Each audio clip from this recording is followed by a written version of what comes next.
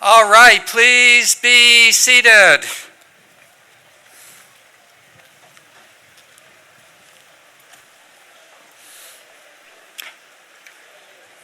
Excuse me for a moment while I put on my sunglasses.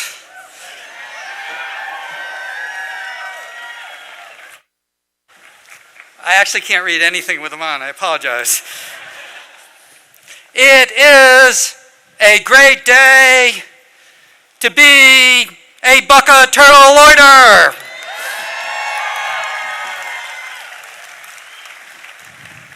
Welcome, Beloit College class of 2015. Welcome, family and friends. Welcome to this 165th commencement at Wisconsin's oldest and finest college. I promised Eric Fisher, who heads our grounds team and who has spent the week literally encouraging every blade of grass to grow ever faster, that if the college grounds passed muster today, I would give him a quick thumbs up sign from the podium.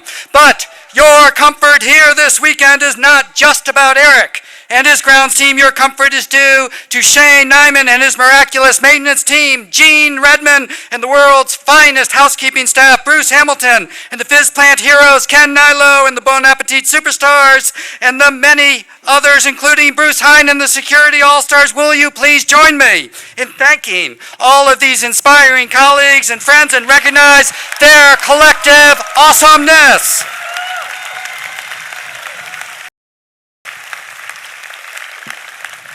While I would usually pause here to take credit for the weather, I will instead thank the seniors seated in front of me for helping seal the decision to proceed outdoors when I asked you Thursday at Senior Gala for your rain or shine. You voiced a resounding desire to be here on this lawn today.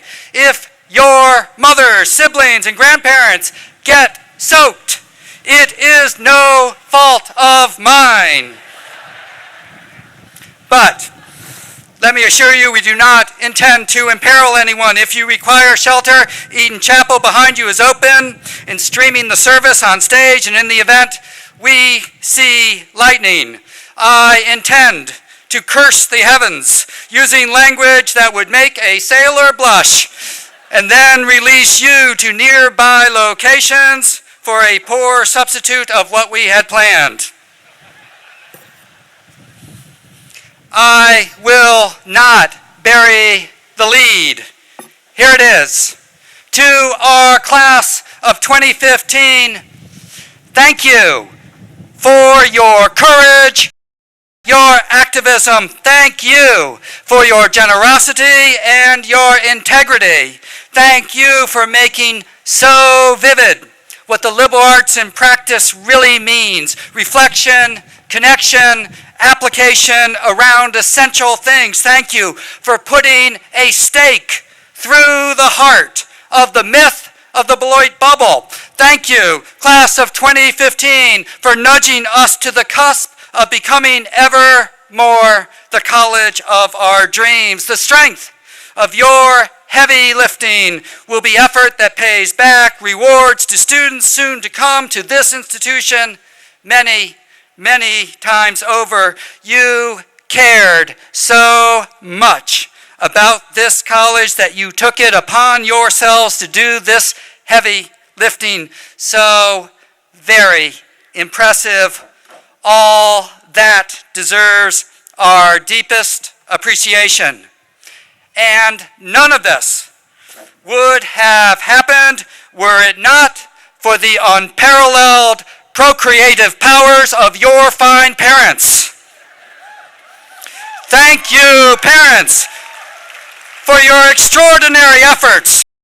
The class of 2015. I have come to embrace the metaphor of the power of crucible, simple and powerful. We know the science goes back to the 4,000 years back. High heat is applied to a container, the crucible. Different diverse metals are added, and out of this comes a stronger, more productive, more valuable, more inclusive metal. Copper and tin come together in a crucible with heat to become bronze. Heat, difference, change. The building blocks for one seriously terrific metaphor. Heat, difference, change. Surely this metaphor applies to America at this very minute. Over the last 2 years in America, from Trayvon Martin's death in February of 2012 through Freddie Gray's death just 1 month ago, this country has become a crucible. Heat, difference, change. I will not even pretend to predict what the change in America will look like. I have my hopes, but no predictions. But I will make a prediction about some outcomes that will result from Beloit College's own crucible moment. Now, sadly, for those of you saying to yourselves, just get on with the business of placing that well-earned diploma in my hands, I will give you the bad news that you will have to wait while I set up my prediction I just promised. Just be patient. Lean back in your chair. Wave to your family. Text someone if you must. If you have brought a beer with you, one last spotted cow, just like the one I have with me now.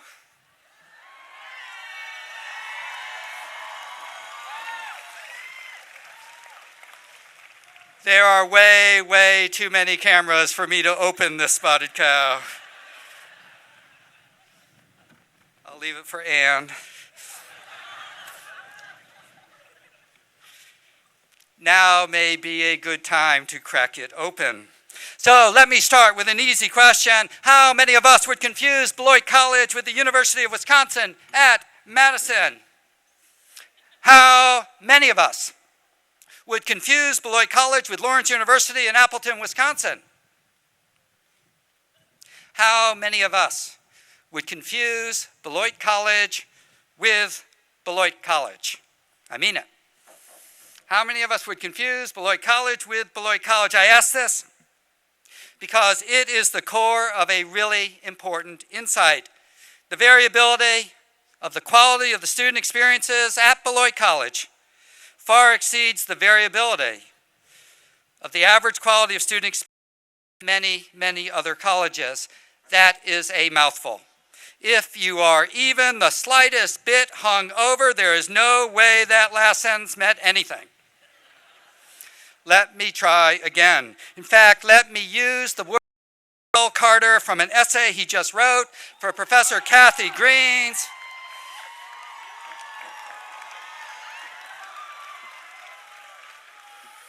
class on what is college for. Rel writes, from the classroom to walking down the sidewalk on campus, I've realized there are certain things I can't ever do because of my gender and skin color. On the other hand, there are certain things I can get away with and use to my advantage. As I look at my 308 friends sitting out there, there are a myriad of vastly different ways you have traversed this college, ways you have been helped and ways you have been buffeted. The story of your experience is very different from the story of your classmate sitting next to you, different in foundational ways. Beloit College is for lots of students really, really, really different in really, really, really significant ways than it is for lots of other Beloit College students. This fact matters a lot. Rel, you are spot on. So let me test your patience by offering up a second important tidbit. Here goes. There are a small number of very high impact ways of directly engaging students in their education that really matter.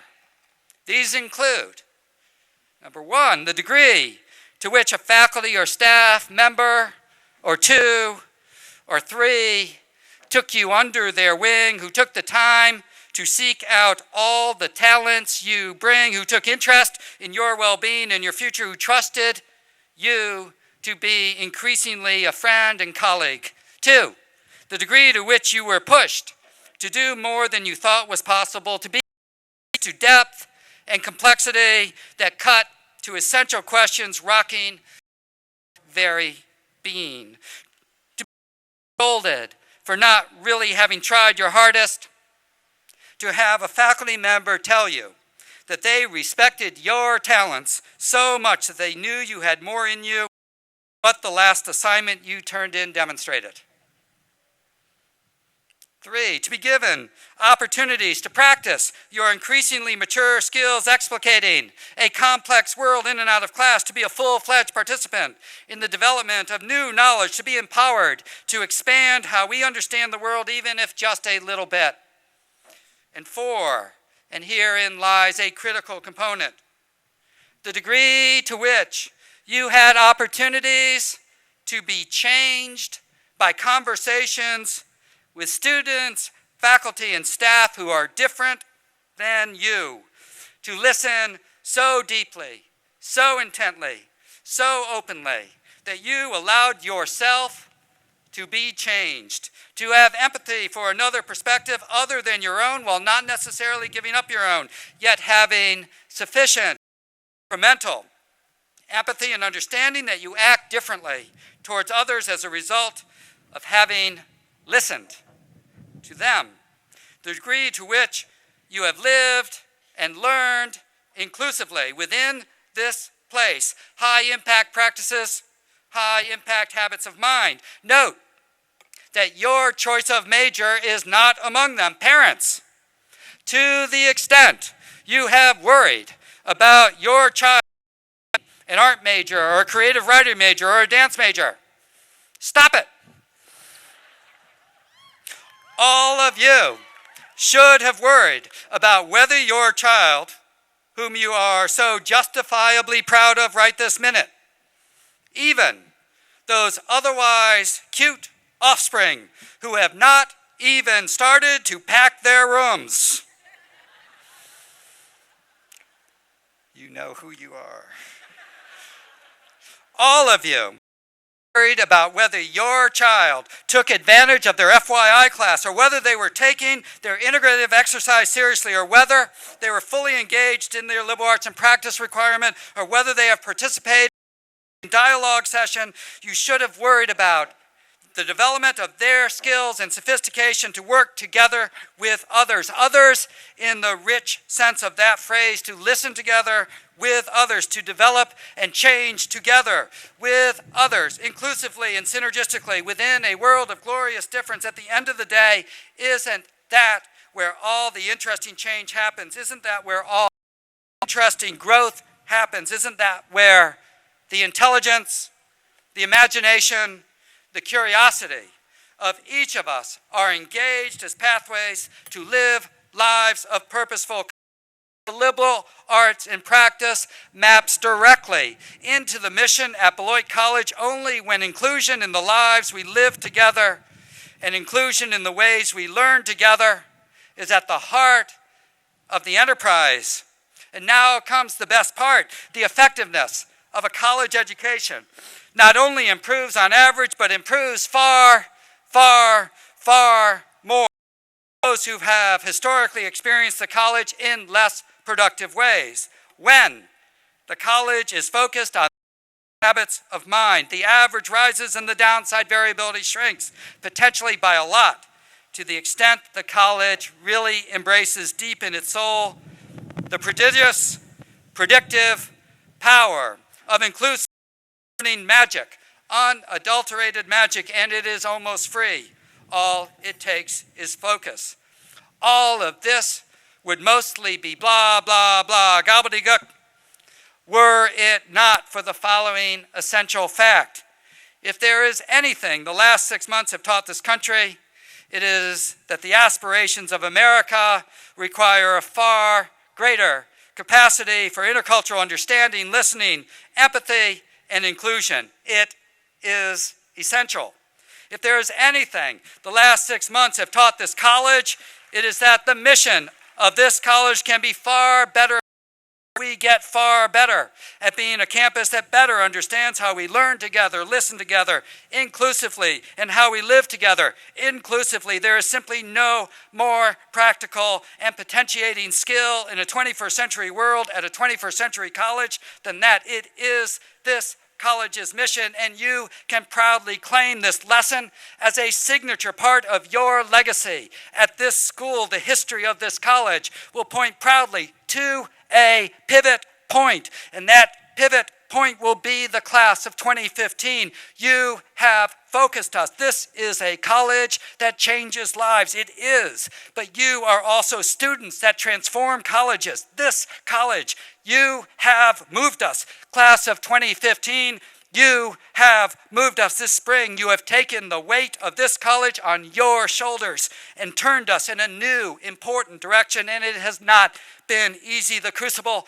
has been hot. But importantly, this crucible has also changed you. It has. Now comes my prediction. You were promised several beers ago.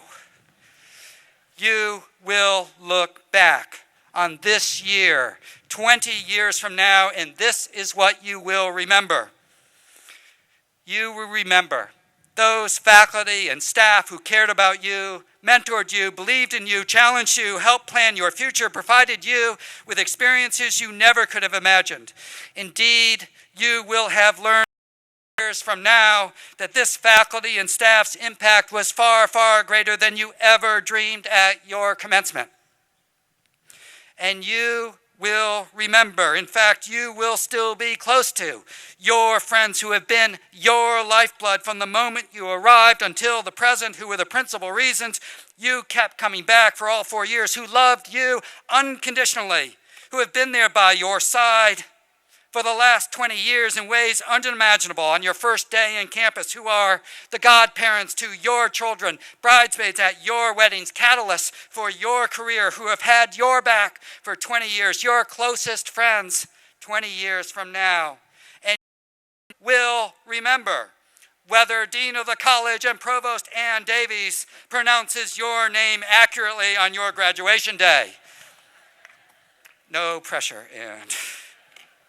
and you will have forgotten nearly all the course content you learned in your classes. You will have forgotten what residence hall you lived in your first year, unless you lived in 609, and you will have forgotten every single word I have spoken today. Time heals all wounds, and you will remember the crucial of this year because it spoke so deeply to the development of the understanding and empathy that has been required of every aspect of your success over the 20 years since today's commencement in your personal life, your community life, and your professional life. Your quintessential liberal arts and practice experience was forged in the crucible of this year. Pivotal. The legacy of the class of 2015 should be a legacy of a college that, to paraphrase Professor Joseph Emerson, at the 50th anniversary of the school, is ever more the college of our dreams. Heat, difference, change. And this college matters. We hit way above our weight. What moves this college can, in fact, move this country. Every little bit matters. That is a spectacular legacy, about as it gets. Thank you. The pivotal Beloit College class of 2015.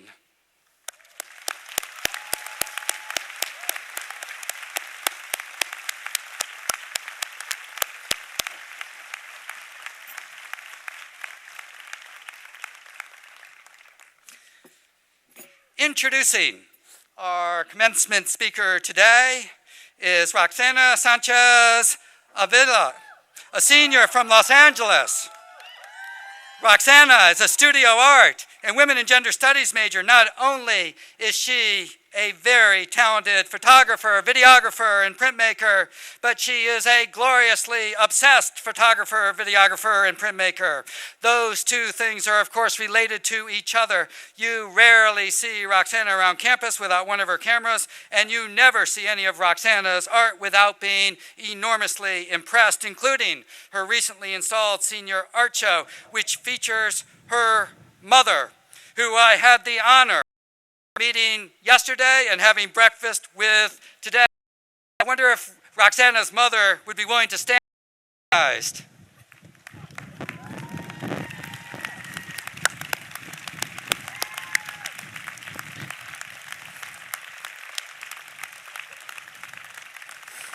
Roxana, come on up.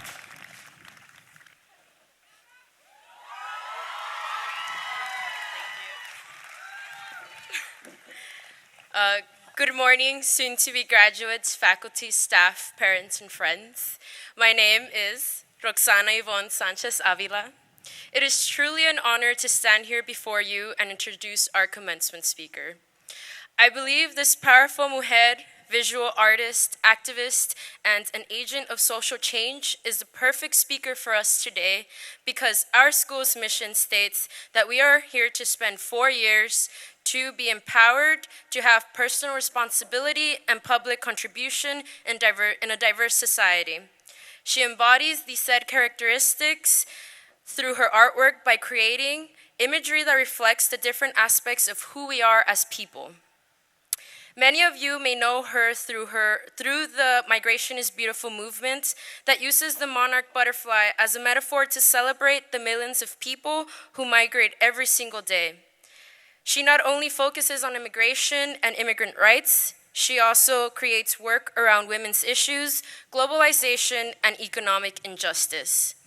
Through her visual art, she displays the complex lives we all live, and for some, they get an opportunity to learn and listen to those of us who have been and still are silenced and oppressed. She uses her vibrant, positive, radical art as a catalyst to reconstruct our society, our systems, and our perceptions in order for equality to exist for everyone. This fabulous artist said during a presentation at Creative Mornings Oakland recently, the power of art is that it can ultimately transform what we see. With that said, my fellow peers, I hope that Beloit College has truly held its word. From this day on, I hope we take the lessons we learned inside and outside the classroom to grow into humble, generous, and active members of society. That we take all the laughs, all the tears, and all the painful experiences we had into our bright futures to create change within ourselves and within our communities. Without further ado, I would like for us to welcome the one and only Favianna Rodriguez.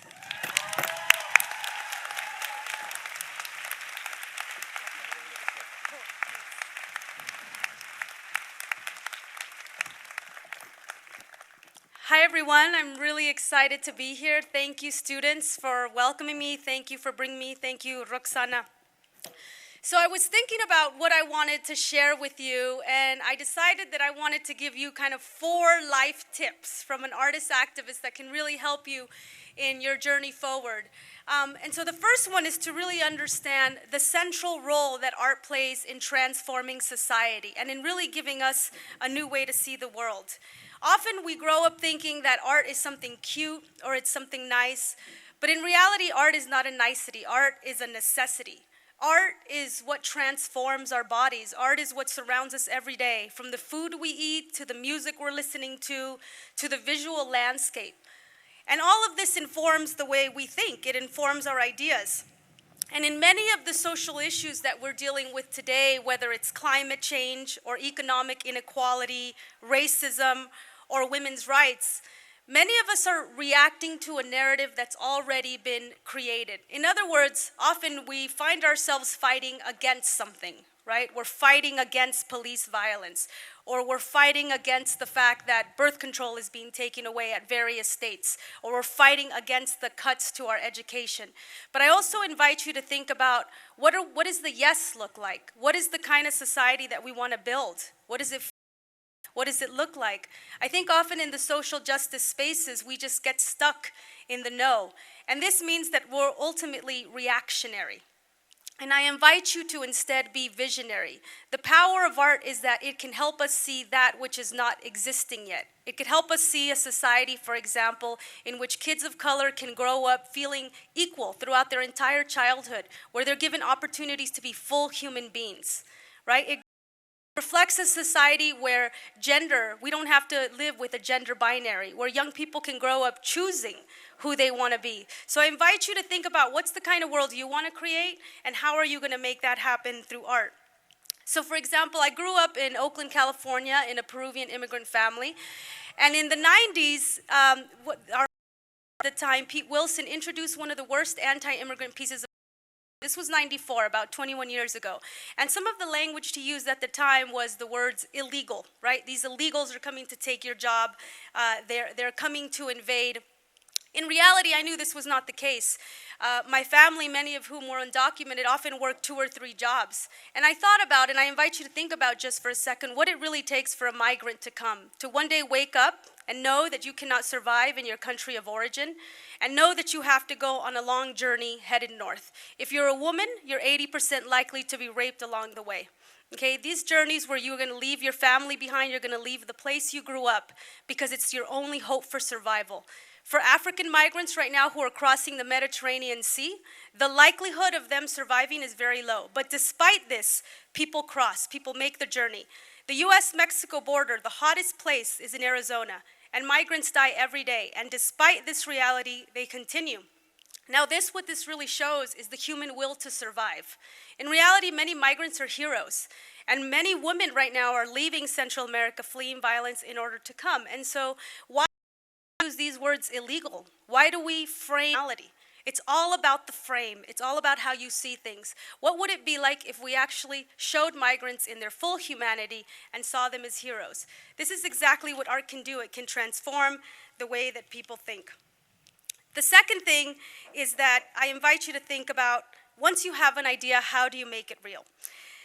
I'm an entrepreneur, and many times people think of entrepreneur as just in the business context, but I'm an artist and I'm an entrepreneur. And really what it is that entrepreneurship allows you to get your ideas and put them into an actual infrastructure.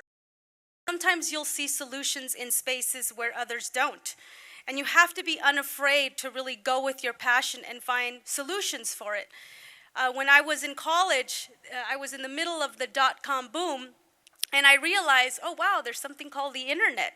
And I remember this little thing called Netscape Navigator, and we had a modem that you dialed into, and Adobe Photoshop was Adobe 1.0.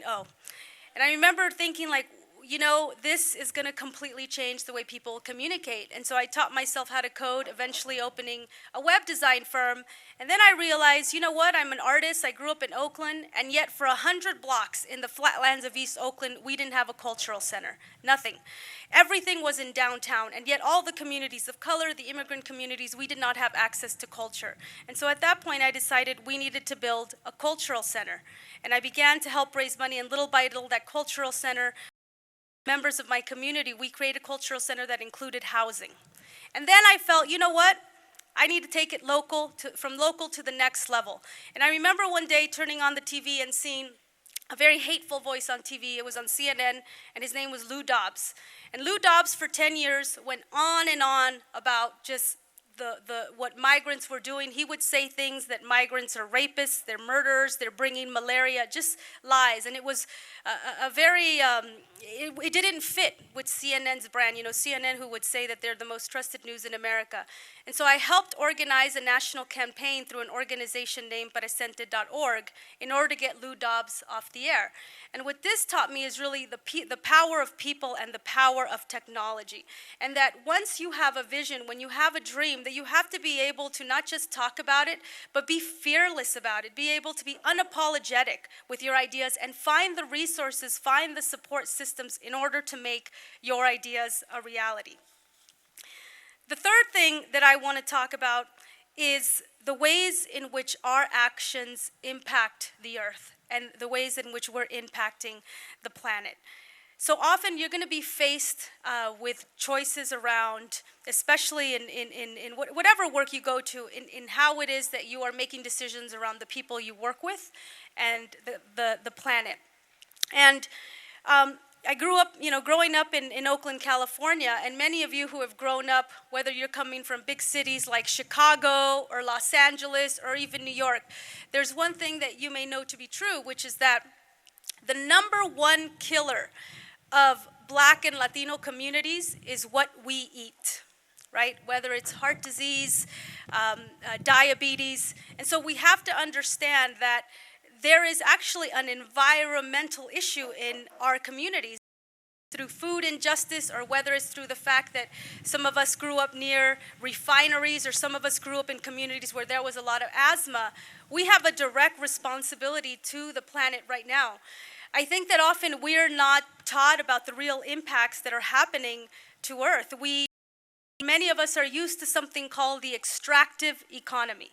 The extractive economy is when we think that we can go in there and we can drill and we can frack mountains and we can use all the water and somehow it's not going to disturb Earth, right? And I instead invite you to think about a regenerative economy, right? What would it look like when you regenerate instead of extracting, instead of, what low-wage work does? You know what big companies right now who are low-wage workers are standing up. Workers from McDonald's and Burger Kings and Walmart are standing up because they're saying, enough. We deserve a living wage. We do not deserve to be exploited in the way we do, right? And so what all these workers are also saying is that we are human beings. We deserve to be treated. And when we live in an extractive culture, because this is what we're taught, is that you're taught about your bottom line.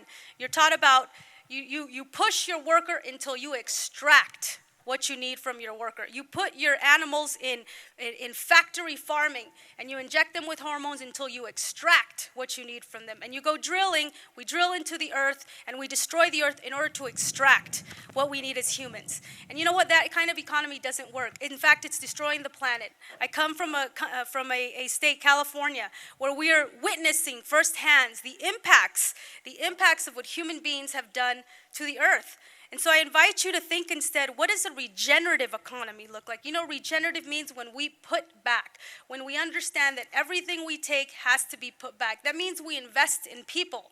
We invest in each other. We look at not the bottom line is not what drives us. What drives us is healthy workers, right? Workers who have insurance, the ability for us to be able to heal the planet, not just take from it.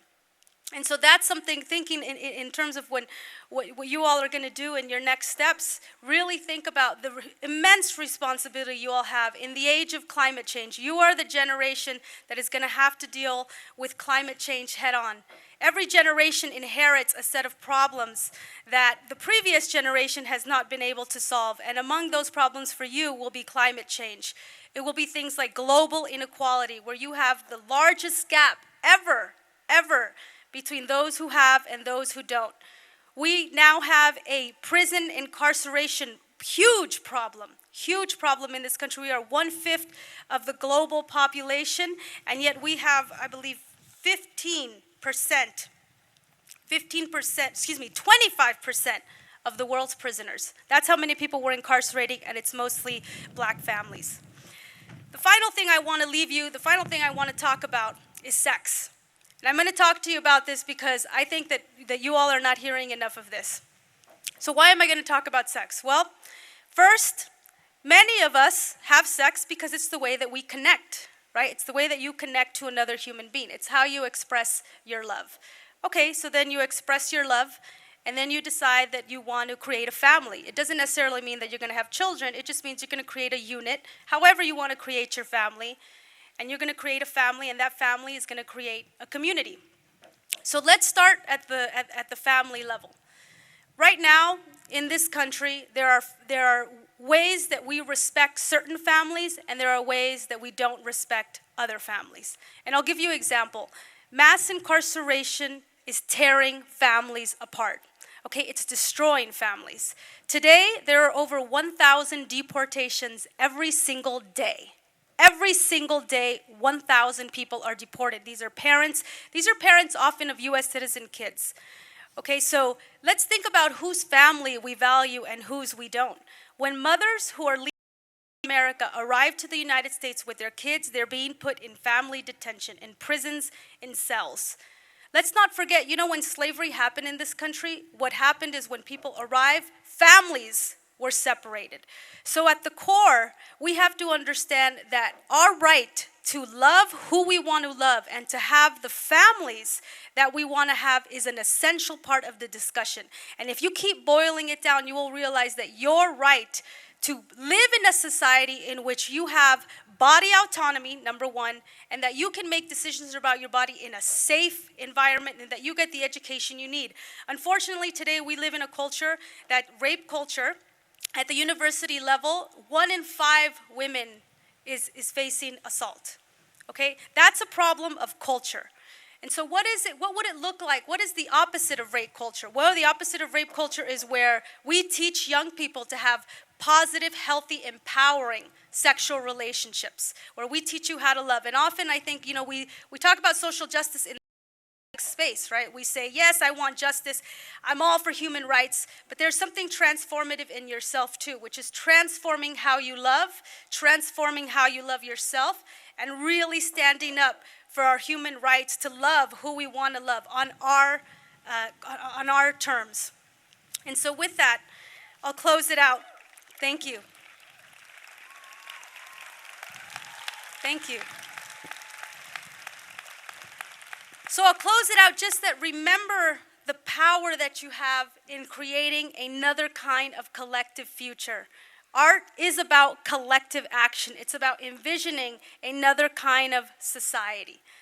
The call by Black leaders for Black Lives Matter is an invitation for us to imagine another world. It's an invitation for us not just to see the brutality, but to see that lives matter, that we have to stand up for all families. We have to stand up for all people. We have to stand up for our planet. We only have one place to live in this galaxy, and that's Earth. So I invite you, please leverage the power of art to create new imaginaries and to create new societies. Thank you.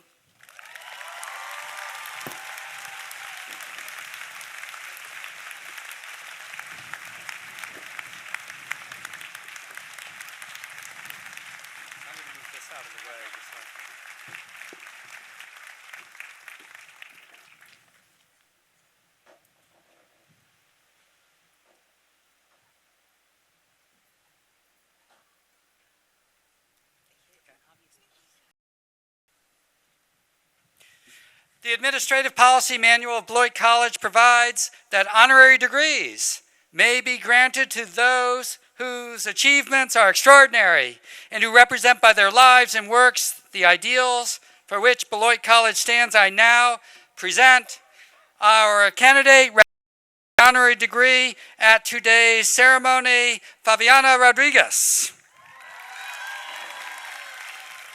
They say the pen is mightier than the sword. History has proven the truth of this adage. But what of the paintbrush, the rubber brayer, liquid pigments, and stencil sets in the hands of Favianna Rodriguez? These may be here still under her power. These tools have been aimed at upending expectations, unseating the station, moving people to sign up, sign on, and say something in support of their communities, neighbors, and fellow human beings. Where words may be persuasive, she uses them, but even more powerfully employs a canvas strewn very often with butterflies, bright colors, beautiful faces to advance a cause and build a global community. This artist, intellectual, educator, and self-described agitator produces work that doesn't separate but unites. We are, she tells us, the solution. You are powerful, and you are noticed and valued and valuable. Favianna Rodriguez's art is a place where elders, adults, and children work together to improve their communities, where migrants are celebrated for their contributions, given access to justice, and protected from predators and predatory lending. In her work, women's bodies are their own. Is broadly distributed, migration is beautiful, violence rebuked, and power examined and questioned. Her art honors mothers and migrants in mission. It recruits artists and activists and standards by. It invites reflection. It underlines the reality of climate crises and paints payday loan officers as spring traps. It champions the rights of public service workers and women and celebrates urban gardens. Favianna's mission is to create profound and lasting social change in the world. For her success in this endeavor and her successes yet to come, Beloit College bestows upon her an honorary Doctor of Humane Letters.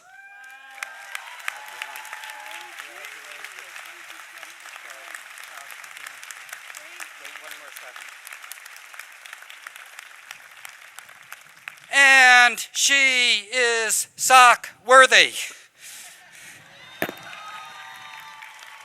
I offer to you a pair of Beloit blue and gold socks, not to be confused with Berkeley blue and gold socks. So there you go. Congratulations, Favianna.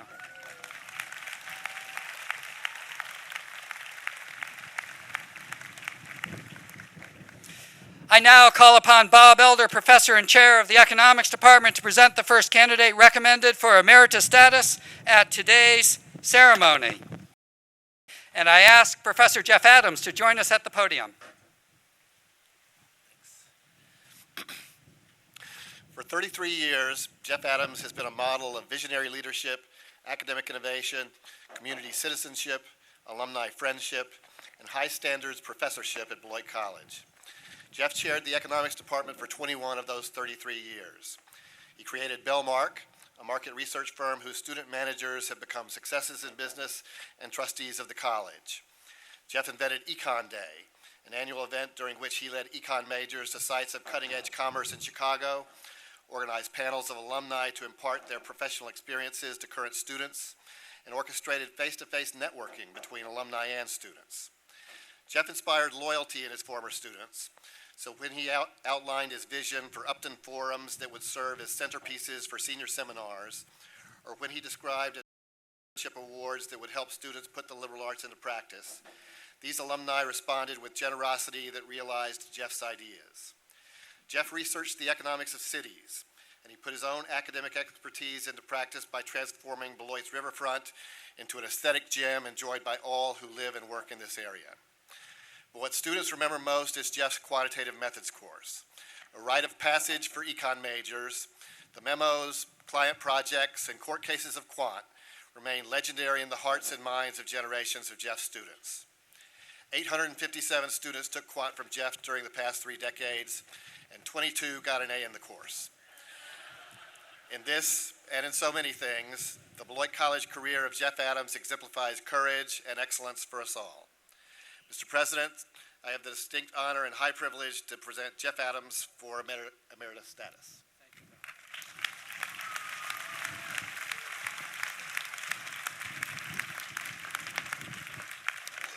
Professor Jeff Adams, in honor of your 33 years of service and as a symbol of our deep appreciation and abiding respect, we welcome you into the honored ranks of Beloit College Faculty Emeriti. Congratulations, Jeff.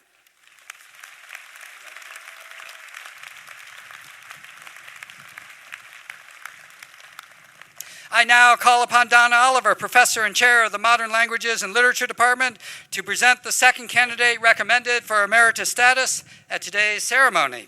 Professor Oliver.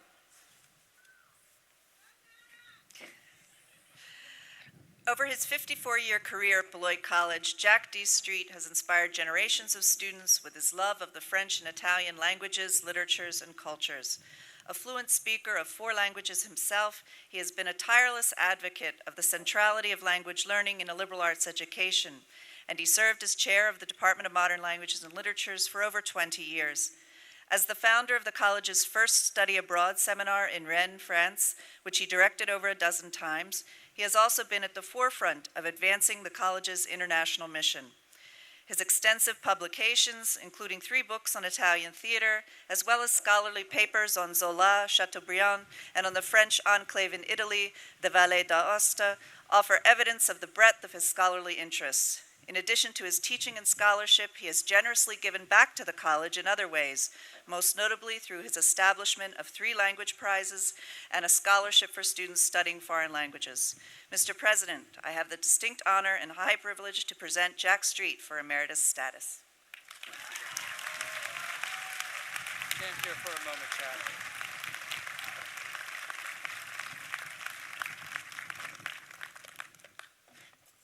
In honor of his 54 years of service, and as a symbol of our deep appreciation and abiding respect, we welcome Professor Jack Street into the honored ranks of Beloit College Faculty Emeriti.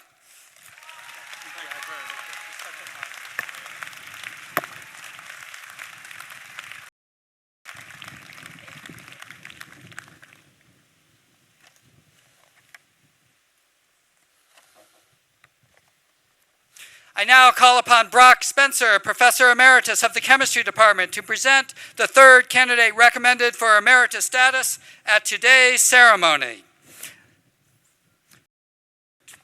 You're ahead of me, as always.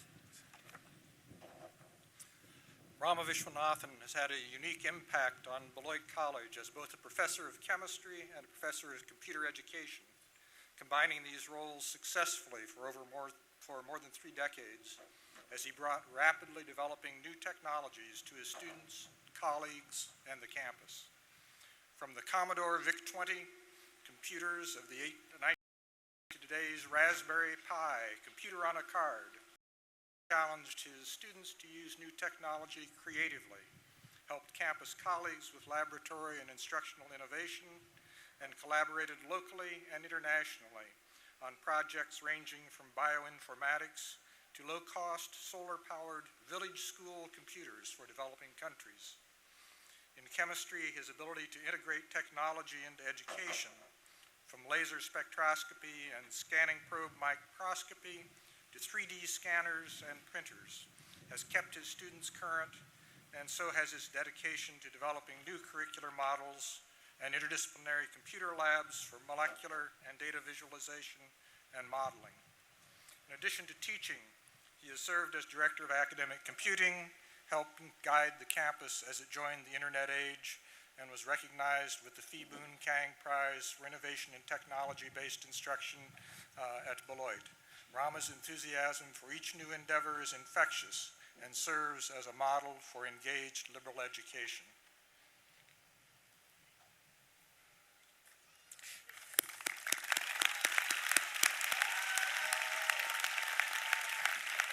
In honor of his 32 years of service and a symbol of our deep appreciation and abiding respect, we welcome Rama Vishwanathan into the honored ranks of Beloit College Faculty Emeriti.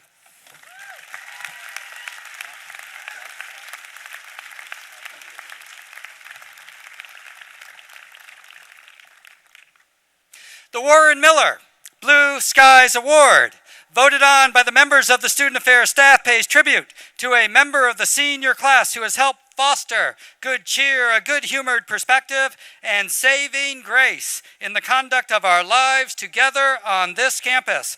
Warren Miller is a Beloit alumnus who is famous for his many New Yorker magazine cartoons. Each year, a framed drawing of a special cartoon he created for the college is given to the award winner. This year's recipient is Rel Carter of Houston, Texas. Would Rel Carter please come forward to accept this prestigious honor?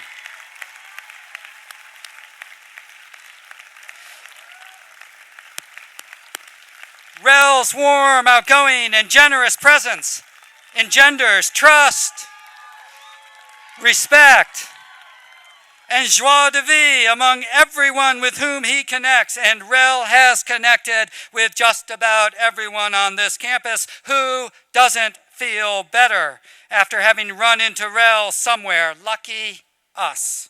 We are so much the better with each interaction. A sociology major, an athlete, an RA, Rel has developed and demonstrated his leadership on campus in myriad ways. This has been formally acknowledged, for example, by Rel's recent receipt of the Trio Achievement Award. From a personal perspective, Rel has been a voice of reason, intelligence, insight, and integrity to which I have listened closely and learned mightily. Dean of Students Christina Cloudwater would surely say the same, as would countless others sitting in front of me right now. If you spend time with Rel, you are likely to hear him cite one of his favorite quotes: "Be you, because everyone is taken." We are fortunate that Rel Carter has been his glorious self on this lucky campus for the last 4 years. Please join me in congratulating Rel Carter, the Beloit College 2015 Warren Miller Blue Skies Award winner.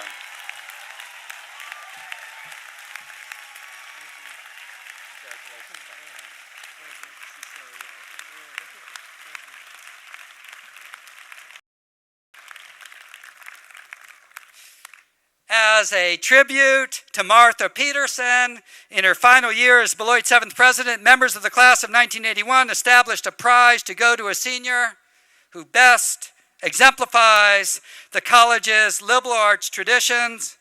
As a student and active contributor to the college community, faculty nominate students, and the names are then presented to the full senior class, whose votes determine the recipient. The members of the class of 2015 have determined that Namunga Mantina is uniquely deserving of this year's Distinguished Martha Peterson Prize.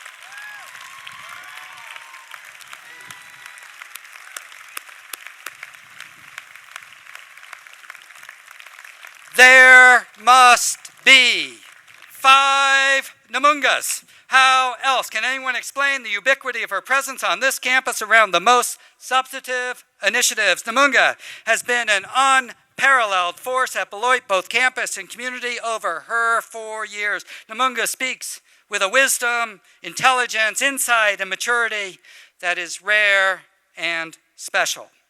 An impassioned activist for public health on and off campus, Namunga has led a date-safe program at the college that opened discussions about preventing sexual assault. She also worked closely within the city of Beloit to tackle problems of teen pregnancy and sexually transmitted diseases. Namunga has also committed her time, talent, and leadership at Beloit towards our newly articulated objective of being an anti-racist campus. She has been a moderator for Beloit's Sustained Dialogue program, leader of hashtag Beloit Lives Matter Beloit, and a spokesperson for Students for an Inclusive Campus. And my goodness, Namunga is smart. Just ridiculously smart. Even smarter than the summa cum laude after her name in your program today. She is a health and society major with minors in biology and chemistry. Every single faculty member in those academic programs are beaming with pride in front of me right now, and every other faculty member is jealous beyond measure that Namunga did not choose their program. One faculty member summarized it best in his Martha Peterson Prize nomination: Namunga Mantina embodies the best of what it means to be a scholar, activist, and global citizen, and I have the highest of honors today to be able to present Namunga Mantina of Lusaka, Zambia, with Beloit College's 2015 Martha Peterson Prize.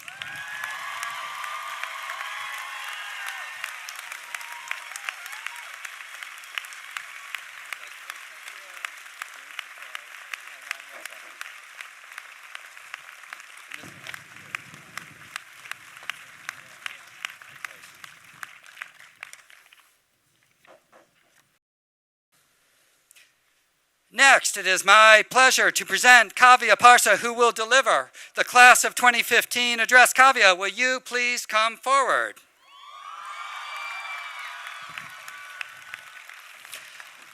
I first met Kavya and her parents the evening before New Student Days in her first year here, just in front of Middle College. And even at that early moment, it was obvious that Beloit was very fortunate to have her in that entering class. Kavya is a literary studies major from Des Moines, Iowa. She has been an active and engaged leader on campus in many important ways. For example, the Vegan Dining Co-op has been successful largely as a result of Kavya's input and her fine cooking skills. She was also asked to give an address to the campus and community at our Martin Luther King Day celebration in 2013. Most recently, Kavya received the Charles D. Rosa Award, which goes to a graduating senior who plans to attend law school. She has been selected by her classmates to deliver this Class of 2015 address.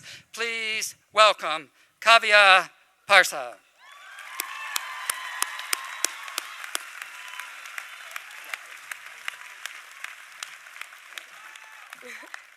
So, as Sarah Tweedale pointed out, I left my entirely unpacked room with the formal copy of my speech here, which is maybe one metaphor for the way that these 4 years have gone. But there's a much more optimistic one written on here, and I believe it to be true, so I'm going to read it now. It's a little bit of a letter. Hey, seniors. I don't have much to say that you don't already know. Honestly, all of you are Beloit educated, so all of you could stand up here and speak with as much eloquence on the significance of the which we now find ourselves embarking as I can.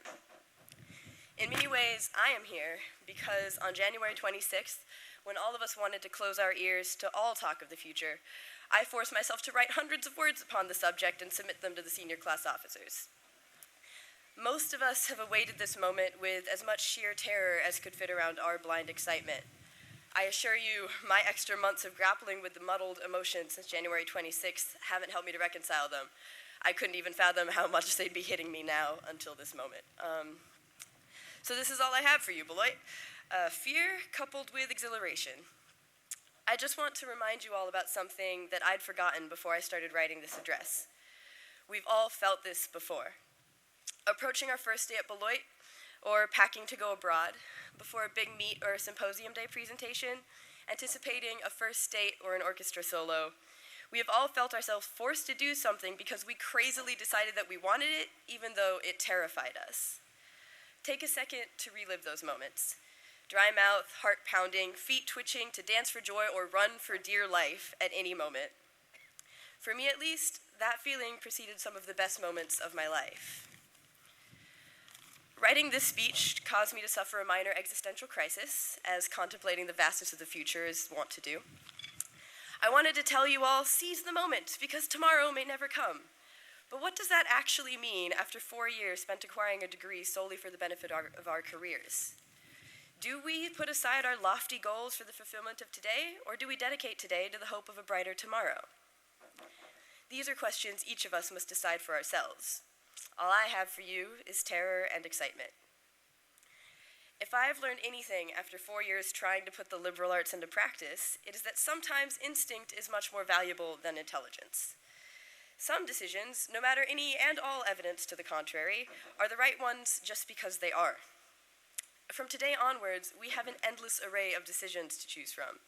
Jobs, grad school, art, or activism are all beckoning us with equal sway. And all I know is that someday I'm going to live on the street in Venice with only my flute and busk for a living. Sorry, Mummy and Nana.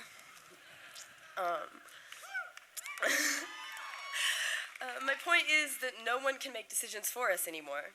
We're on our own with only our diplomas to protect us, feeling hopeful and uncertain with hundreds of choices to make. Maybe there's a moral lesson in all of that, but it would take more than a bachelor's degree to figure out what it is. I'm just here to talk about the nerve-wracking, promising future, and I suppose to increase the one at the expense of the other if I can. So this is the most comforting thing I can think to say, and it is that because it's also the truest. We have so much freedom and so many choices ahead of us, but none of us would be sitting here if we weren't pretty practiced at making good choices already. Statistically, that means we'll probably be fine. And honestly, after 4 years on a campus that has seen flaming couches defenestrated, what could the future possibly throw at us? Tomorrow, no one knows what that will bring.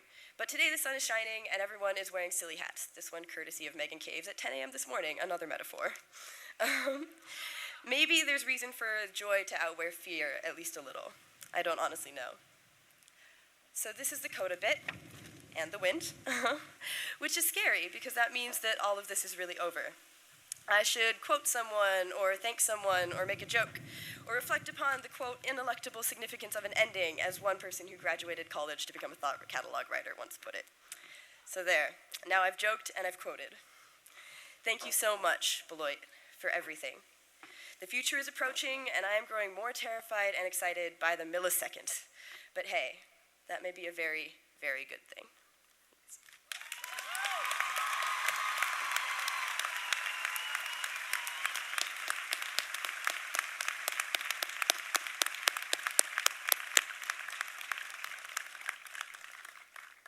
Thank you, Kavya. I'm now pleased to introduce the president of the Alumni Association Board of Directors, Jeff Jensen, a member of the class of 1982 and father of Catherine, class of 2013. Jeff.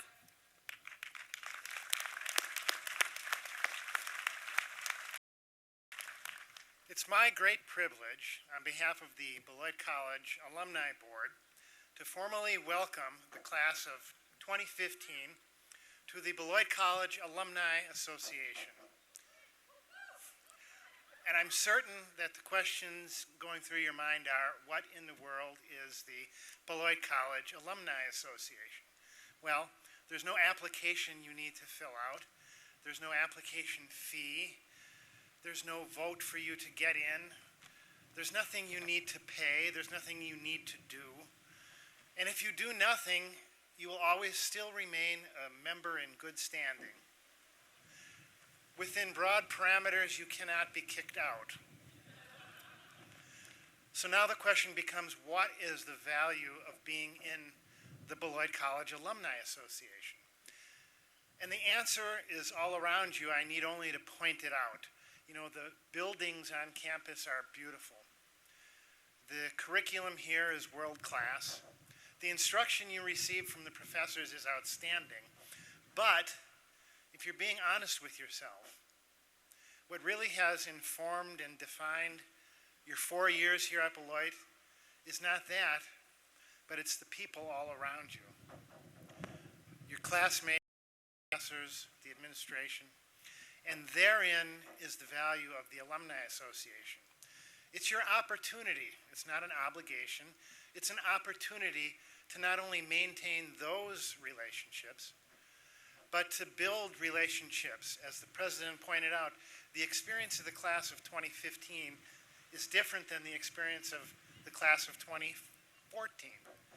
The experience of your class is vastly different from the class of 1968.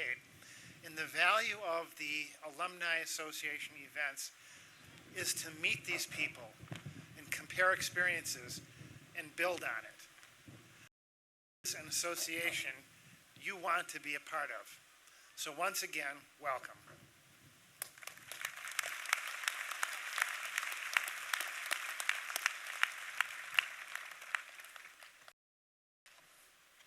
Will the members of the Beloit College Chamber Singers please come forward?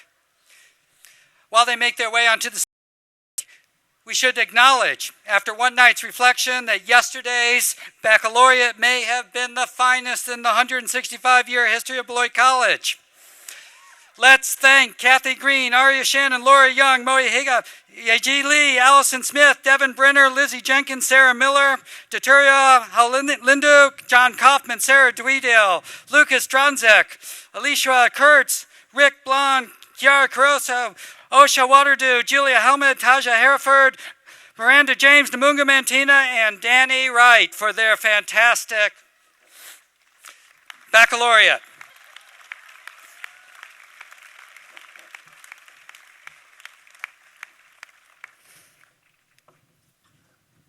You are about to be invited to join us in the singing of the college song, Domine salvum fac, the words and music are printed at the back of your program if you have not committed them to memory. The choir is directed by A.J. Keller. Please all stand and join in.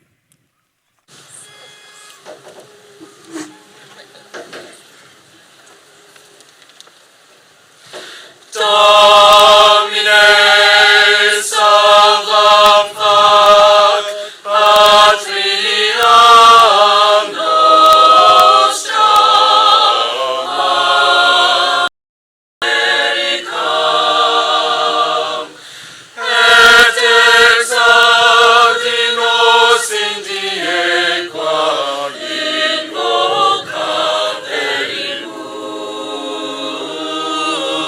te.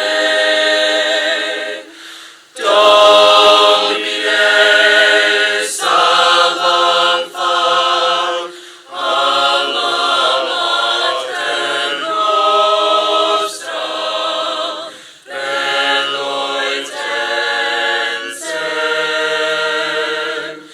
et exaudi nos in die qua invocat Perilus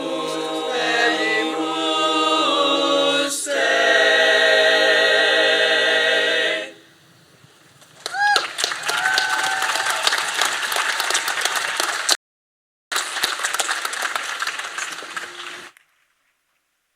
That was great. Thank you so much.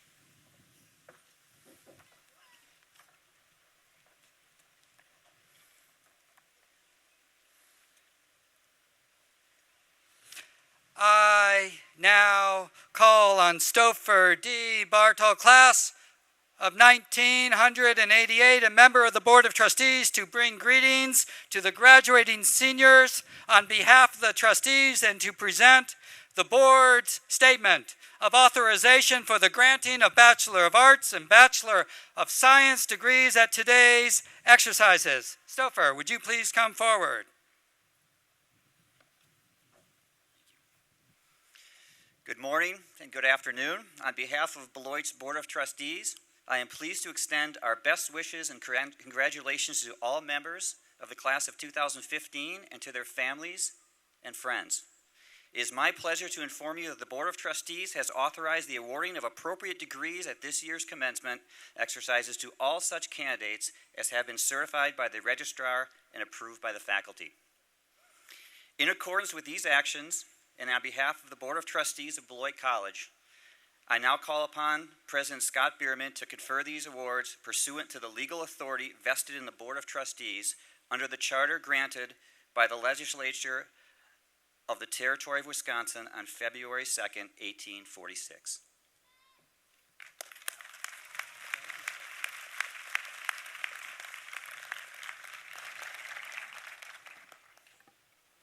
Dean Davies, will you now please present the candidates for degrees?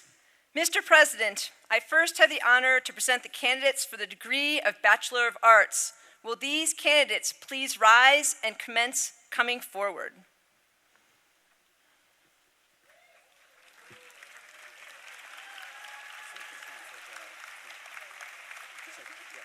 A candidate who attains the highest scholastic standing during 4 years of work at Beloit College is selected to represent the group and to receive a hood in recognition of this achievement.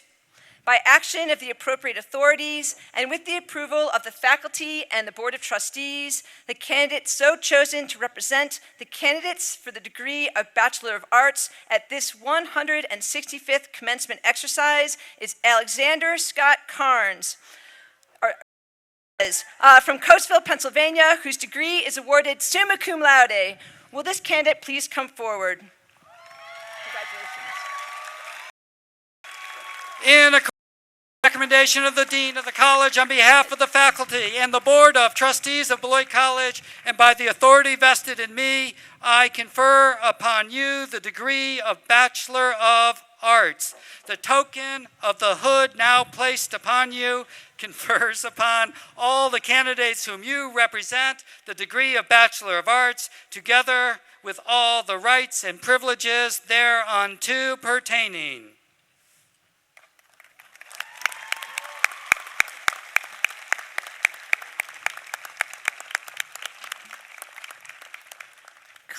M. Eichholzer, magna cum laude.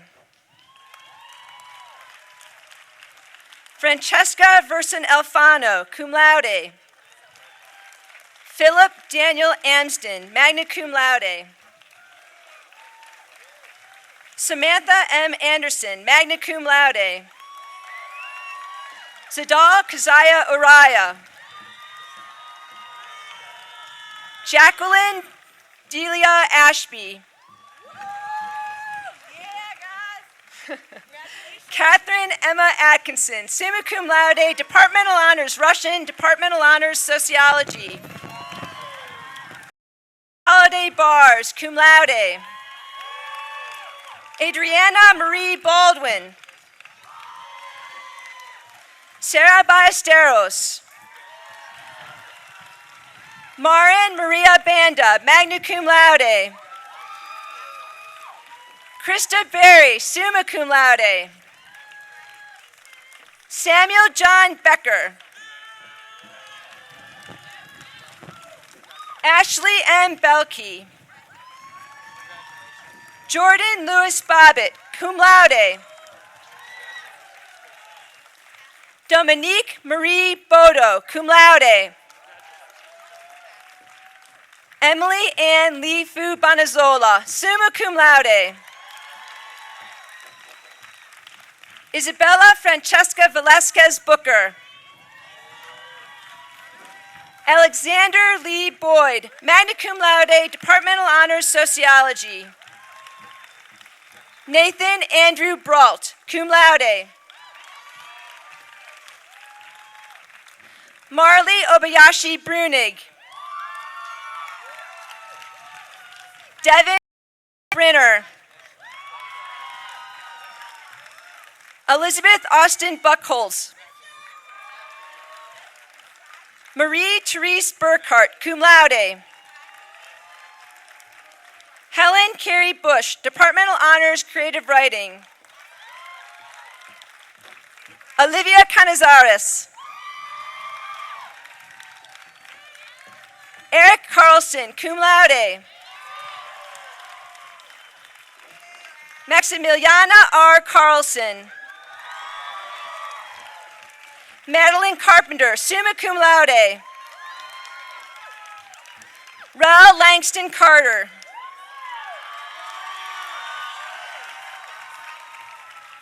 Kiara Moss Caruso, cum laude. Connor P. Casey.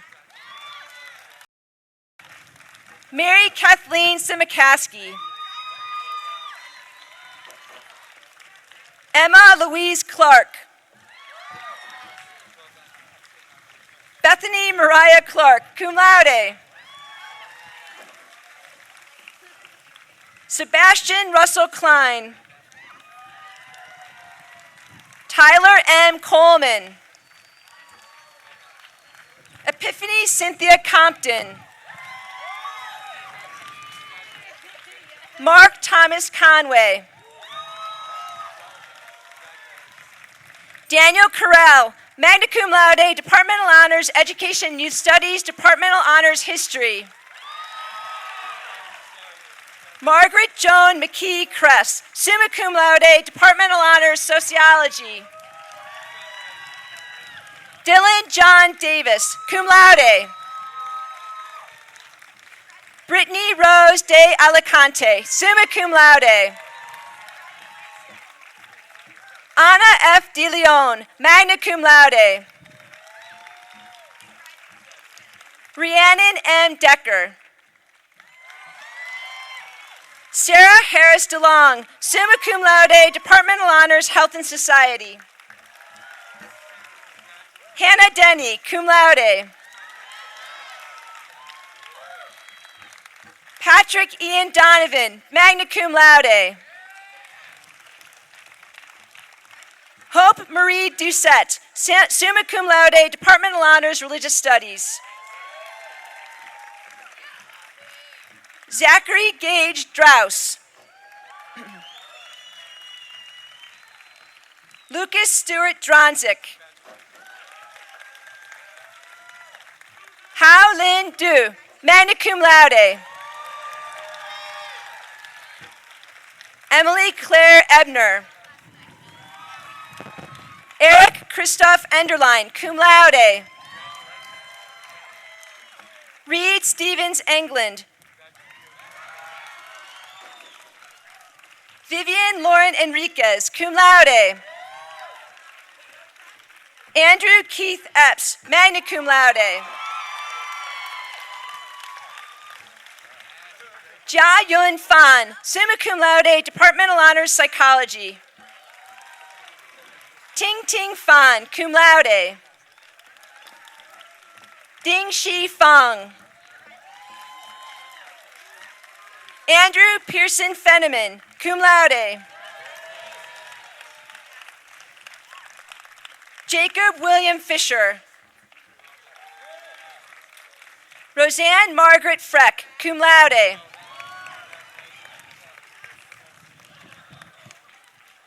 Benjamin Davis Free, magna cum laude.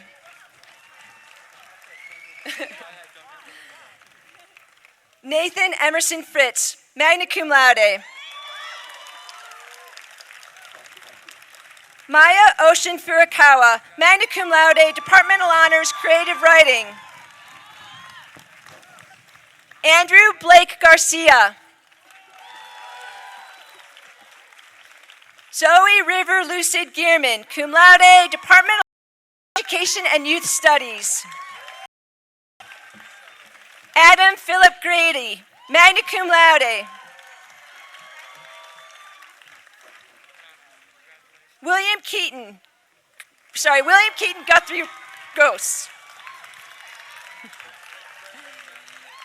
Nancy Nayeli Gutierrez.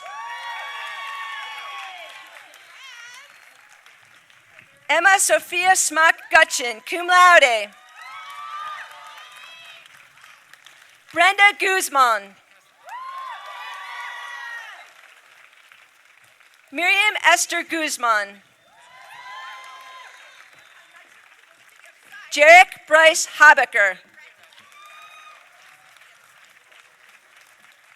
Russell Harry Hall, summa cum laude, Departmental Honors, Political Science. Alan Edwards Ham.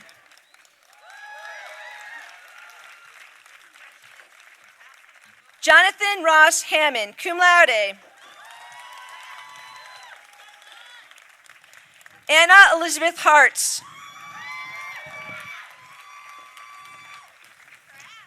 Bridget Ann Hausinger, magna cum laude.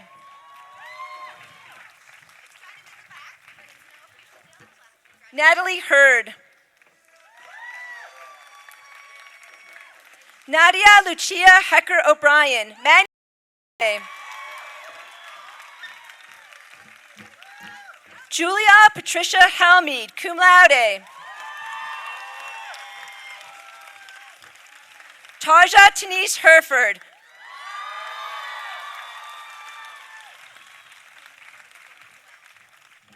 Felicia Marie Hernandez.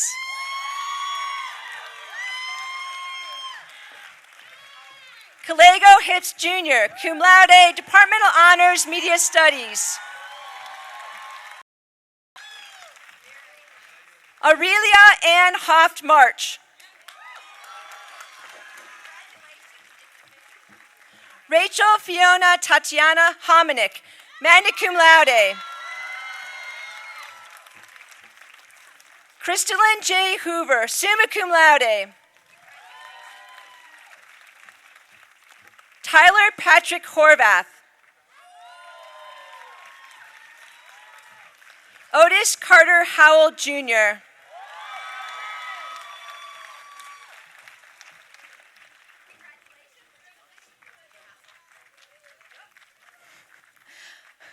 Kajia Hu, laude. Audrey Higgins, magna cum laude. Sasha Leidy Jacobs. Emily Huddleston James, cum laude, Departmental Honors, Anthropology. Miranda Lee James, cum laude.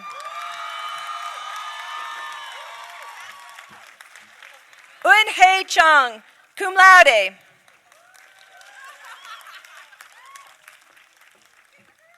John Pierce Jeffries White.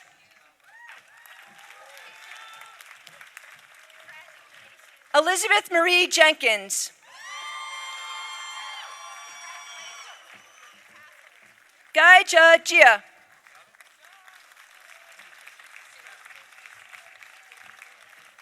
Dun Ping Jing, summa cum laude, Departmental Honors, International Relations. Tamanisha J. John.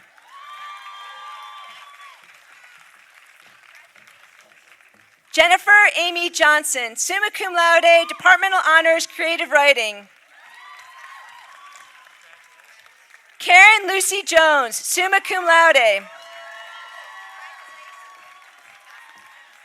Sophie Eileen Jones.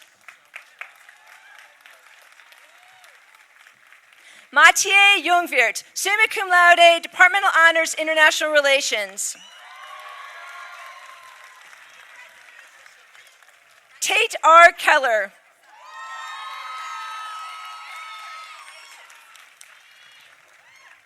Zoe Elise Kent, magna cum laude. Margaret Ann, cum laude, Departmental Honors, Education and Youth.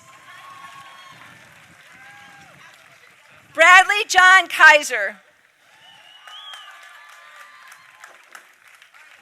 Paul S. Klemp.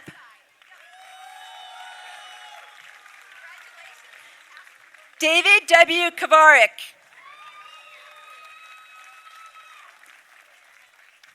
Madeline Jean Crass.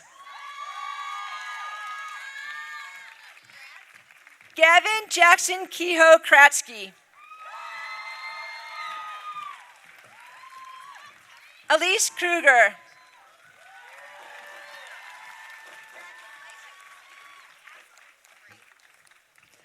Alicia Ertz, cum laude. Rhiannon Victoria Kurtz, cum laude. Erin Lynn Laskin, magna cum laude.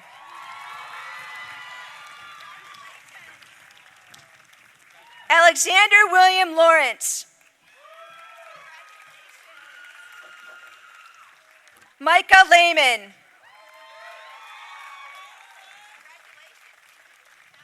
Yaji Lee, summa cum laude. Catherine Frances Lentis.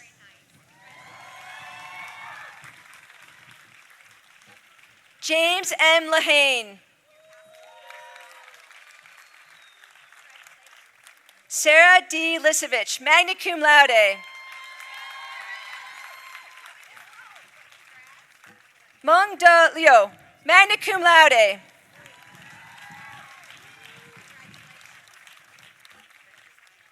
Peter Macon Brooks Lockery.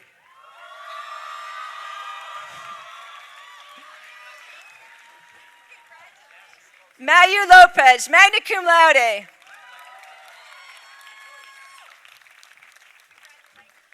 Ren Lawrence Lucas.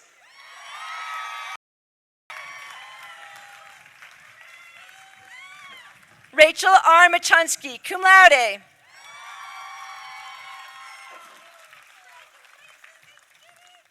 Devin Hannah Mandel. Garrett Matkin Marshall.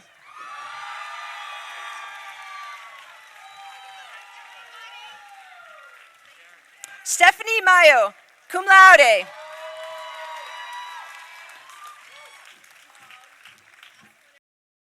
William Hiroshi McEnany.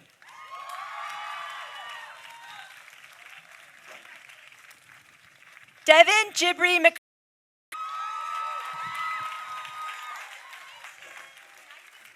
Karina Noradinova McGowan.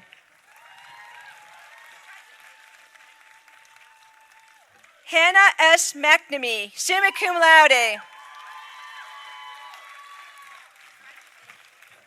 Taylor Elizabeth McNeely. William Phelan McShane, magna cum laude.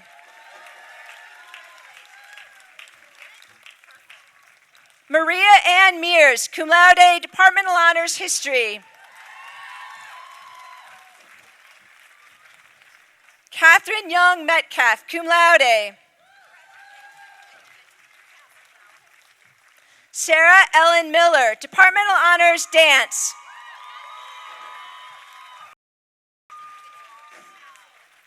Shun Muraguchi, magna cum laude, Departmental Honors Sociology. Jackson Mackenzie Morrison, magna cum laude, Departmental Honors Literary Studies.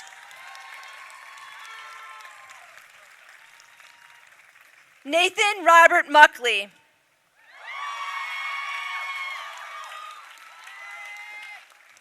Amelia Boyce Munson.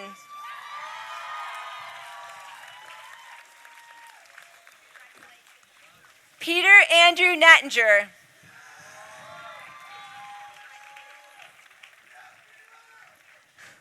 Carly Heather Brandt Newman, cum laude.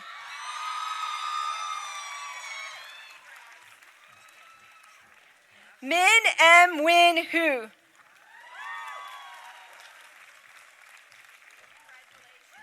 Sophie Jeffrey O'Connor.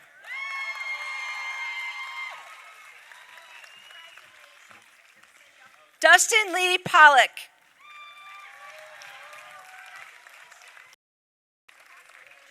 Kavya Parsa, cum laude.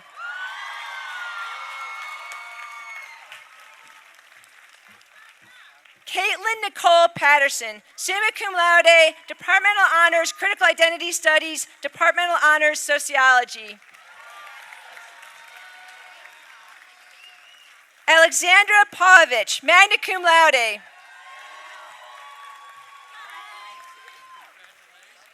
Reed Peck Chris, cum laude. Maximiliano Fabian Peralta, summa cum laude. Sherelle Sophia Fon.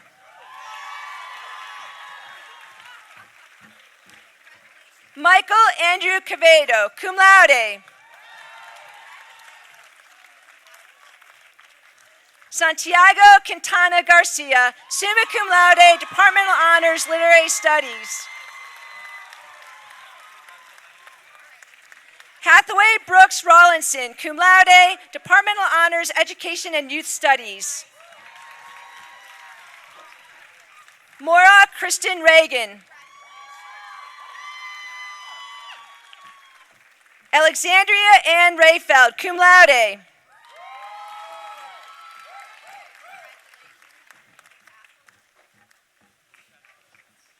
Kelsey Emma Retke.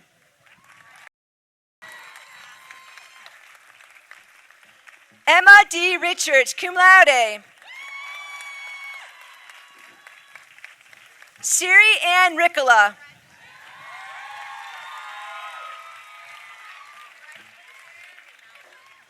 Lauren Powell Rivas, summa cum laude, Departmental Honors Education and Youth Studies. Claire Grace Roberti, summa cum laude.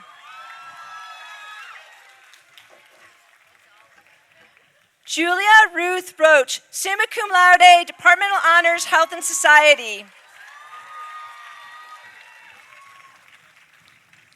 Yasmin Rodriguez Escutia, cum laude.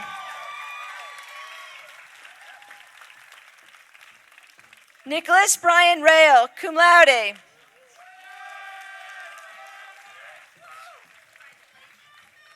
Pilivisberg Pesinga Salanoa.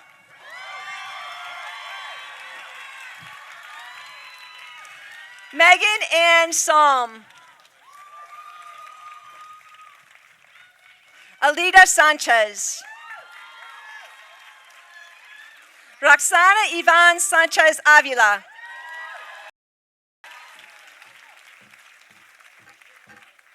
Annika Tess Shanalek, cum laude.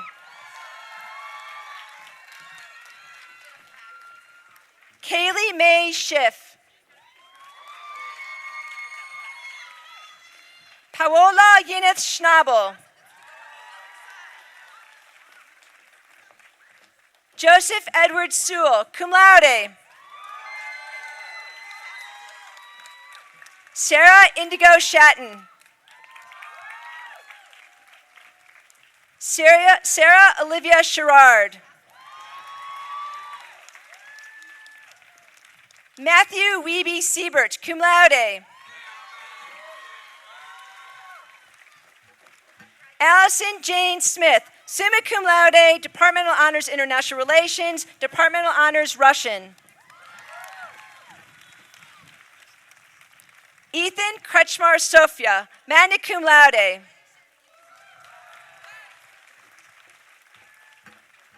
Jia Yi Song, summa cum laude, Departmental Honors Art History.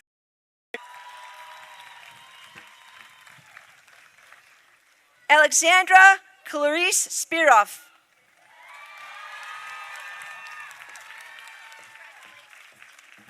Christopher Kaibayao Stanley.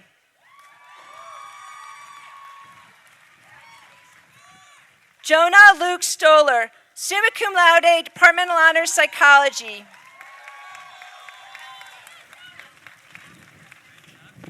Carolyn Olivia Louise Stransky, magna cum laude, Departmental Honors Media Studies. Janae Amanda Struther, cum laude. Hannah Jane Suture, summa cum laude, Departmental Honors Creative Writing. Aaliyah Rasha Summers, cum laude. Joshua Carl Sundermeyer. Brian David Swanson. Madeline Ray Sikta, cum laude.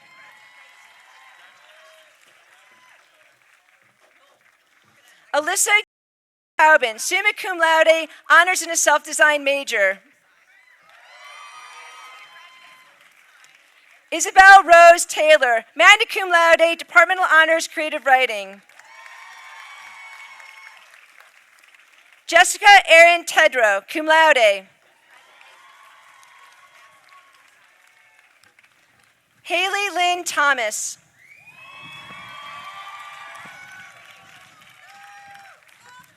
Christopher Omer Scott Thulin, magna cum laude.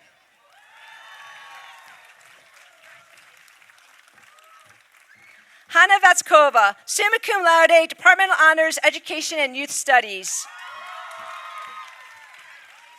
Emma Joy Van Ackeren, cum laude. Sabina Faye Van Tilburg.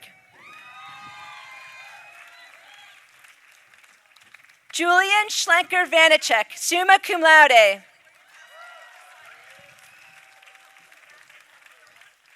Sydney Fisher Vise, summa cum laude. Jessica Ann Vogel, summa cum laude. Kendra Michelle Wagner, magna cum laude. Jennifer Lynn Walkup, cum laude. E. Nan Wan, cum laude. Ellen Catherine Waneke.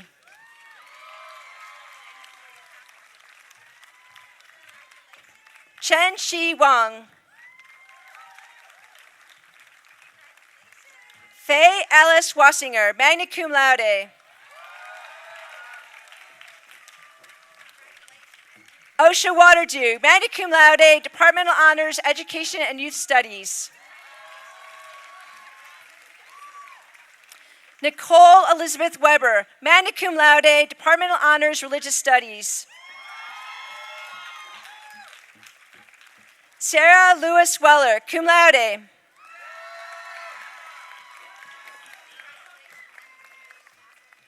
Anna Lucy Wenzel, magna cum laude.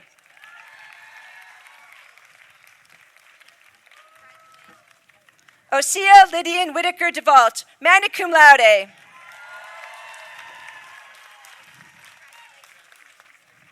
Gina Renee Widmer.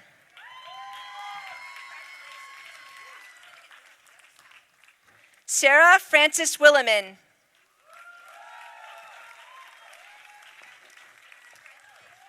Darth Michael Winkler.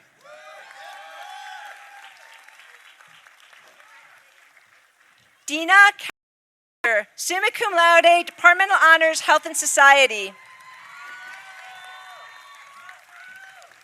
Danielle Gloria Wright, Departmental Honors, Education and Youth Studies. Min Yu Xia.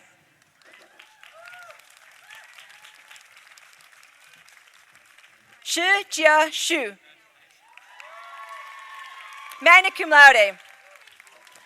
Wen Xin Shu, summa cum laude, Departmental Honors, Education and Youth Studies.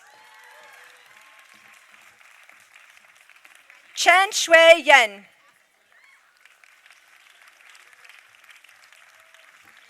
Aaron Taylor Yenser. David Charles Yordi. Laura E. Young. Lily Christine Zeech. Kevin Jason Zen, magna cum laude.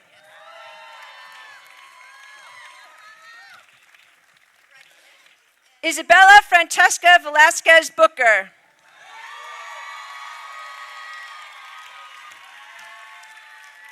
Tyler Hubb. Yep. Sorry about that, Tyler.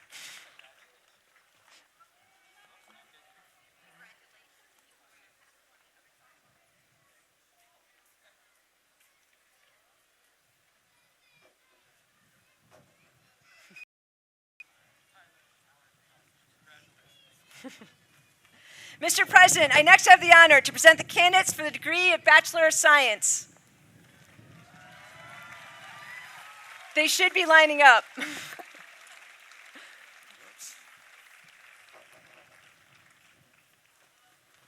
I'll play for a little bit of time. A candidate highest scholastic standing during 4 years of work at Beloit College is selected to represent and to receive a hood and recognition of this achievement. By action of the appropriate authorities and with the approval of the and the Board of Trustees, the candidate so chosen to represent the candidates for the degree of Bachelor of Science at this 165th commencement exercise is Stephanie Kathleen Morgan from Lake in the Hills, Illinois, whose degree is summa cum laude with departmental honors in biology. Will that candidate please come forward?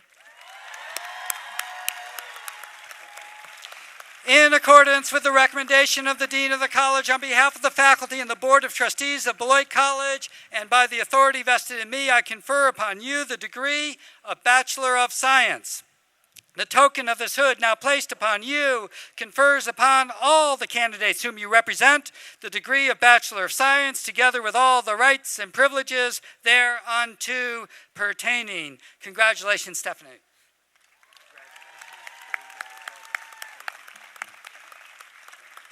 Ellery McKibben Addington White, magna cum laude.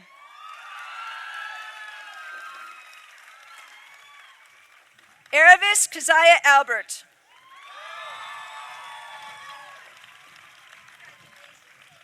Michelle Alvarez Chavez.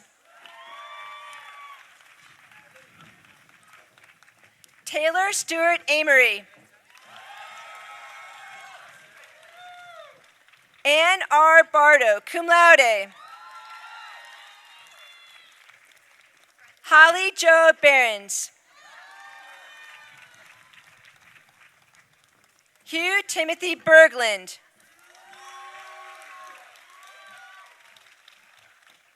Richard Robert Blon. McCain Bain Calvert, magna cum laude, departmental honors biology. Stephen Richard Clausen, cum laude, Departmental Honors Geology. Carly Marie Klippinger, summa cum laude, Departmental Honors Geology. Rebecca Lynn Clow, summa cum laude, Departmental Honors Biology. John Ernest D'Angelo. Shin Chen Dung, magna cum laude, Departmental Honors Chemistry, Departmental Honors Physics. Joni Renee Denker.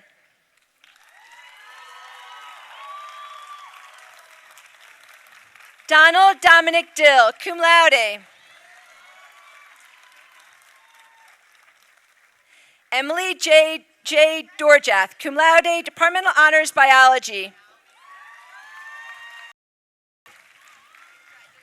Hunter Rex Elborn, cum laude.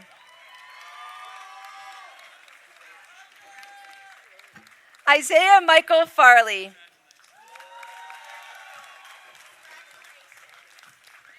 Anna Miju Freifogel, cum laude.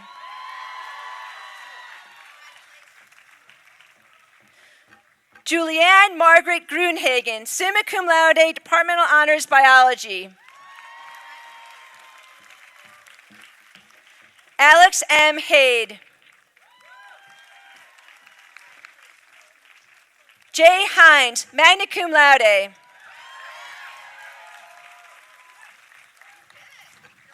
Alicia B. Hoffman, summa cum laude, Departmental Honors Chemistry, Departmental Honors Anthropology.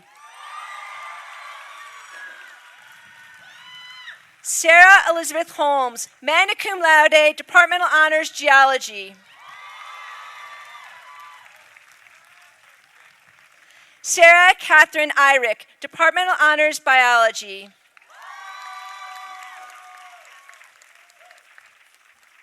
Sofia Jurado.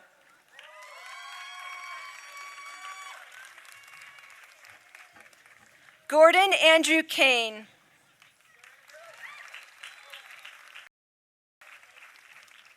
Kaylee Corey Kavanaugh, magna cum laude. Alexander James Kesey.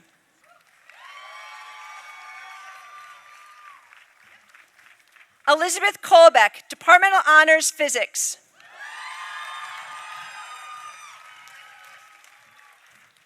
William Koch Cubiton.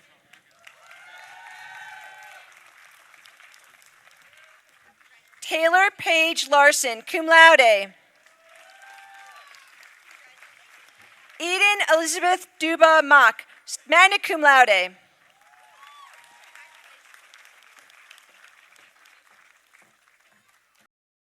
Matthew Makarowitz.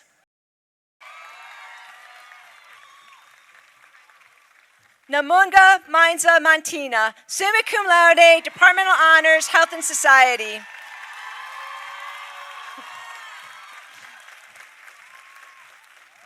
Dylan Joseph McCannon. Michael John Malway, cum laude, Departmental Honors Chemistry. Rachel Mackenzie Monroe.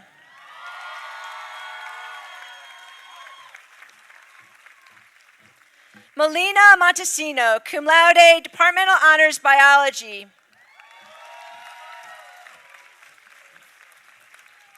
Spencer Hamilton Moore.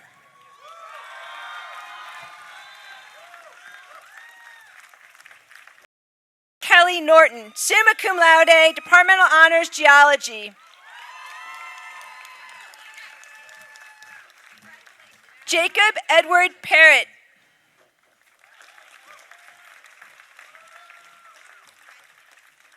Justin Jeffrey Pitzer, cum laude, Departmental Honors Biology. Hannah Joy Richter, magna cum laude, Departmental Honors Biochemistry. Kate Black.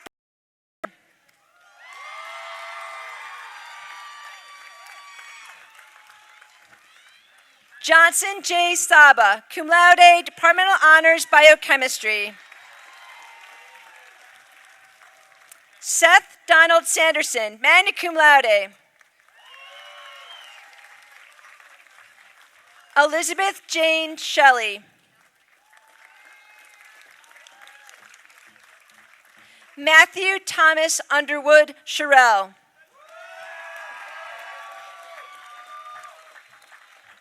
Joshua Alexander Smith, summa cum laude, Departmental Honors, Biochemistry. Colin J. Spencer, cum laude, Departmental Honors, Psychology. Lauren C. Strug.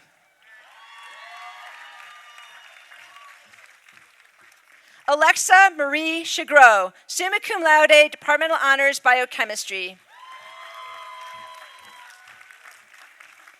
Thomas Edward Zamaki.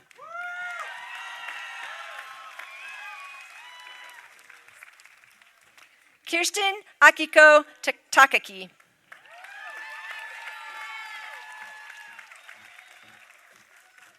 Rutger Persson Van Huber. Jada Ray Viner, cum laude. Matthew Stephen Woodstock. Megan K.M. Young, magna cum laude, Departmental Honors, Biochemistry. Hao Da Jung.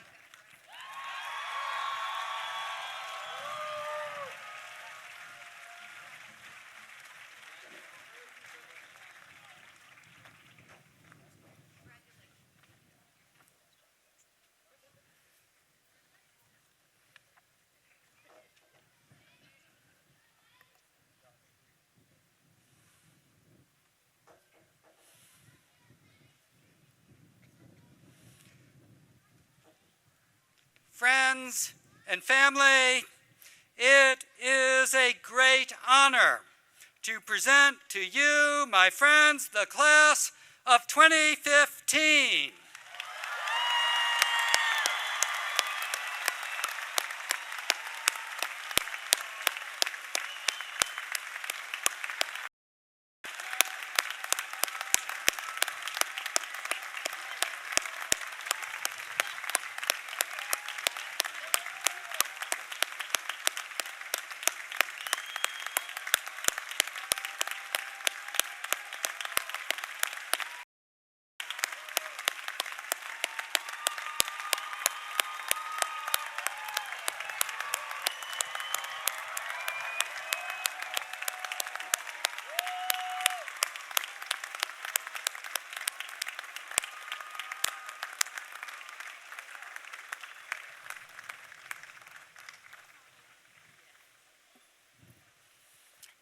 Parents of the class of 2015, you have now officially spawned a graduated child.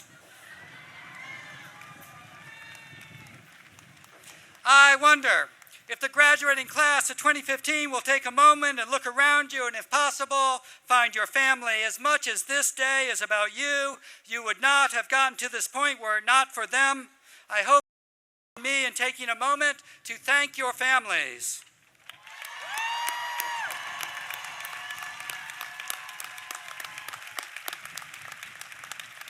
Testudines in totum et perpetuum.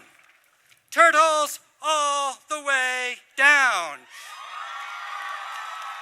But you are here also as of generations of past students, parents, and friends of the college. The resources the college employs to help make this education possible are a direct result of thousands of generous supporters who believe that access to a school like this matters. Without it, without them, there would not be a graduating class of 2015 that looks or feels anything like you, and that would be a crime. Will you join me in thanking the many people who have supported this college so generously, many of whom are in this gathering and on this stage?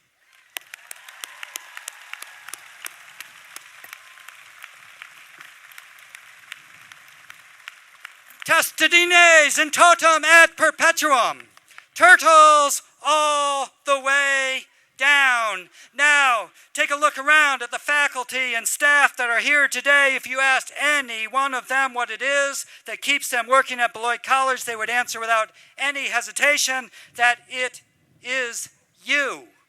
Your success is their success. I wonder if you can take a moment to join me now one more time, graduating class of 2015, in thanking the staff and faculty of Beloit College.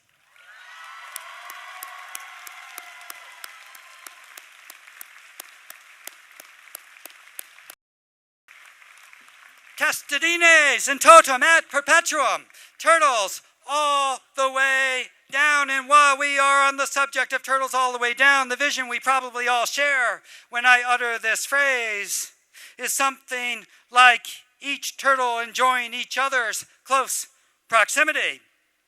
This coming August, if nothing changes, the college will have the pleasure of welcoming 407 new students. As a reminder, there are 308 graduating in the class of 2015. While the picture of turtles one on top of another seems kind of cute and quirky, I am not so sanguine about piling our students atop each other, not so charming. So I have breaking news, which I secretly shared with faculty and staff this morning. Here goes. Dear friends and colleagues, in the early years of our college's existence, D.K. Pearsons gave the college a science facility, Pearsons Hall. Later, it was Dr. and Mrs. Pearsons who helped cement the college's move into co-education, giving Beloit a building named after our first professor, Joseph Emerson, and set aside for Beloit's female students 2 buildings, 1 couple. So here's the news.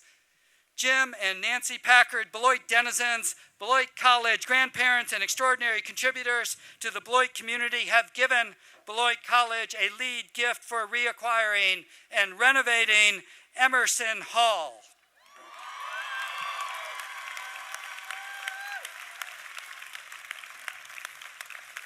With this gift, the college today owns Emerson Hall once again.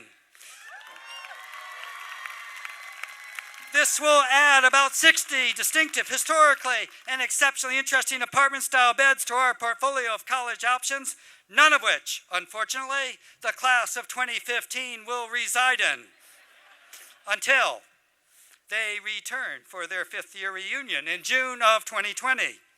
We fully intend to reopen Emerson Hall to Bucka Turtle Loiters for the first time in 34 years in the fall of 2016. Thank you, D.K. Pearsons, and thank you, Jim and Nancy Packard.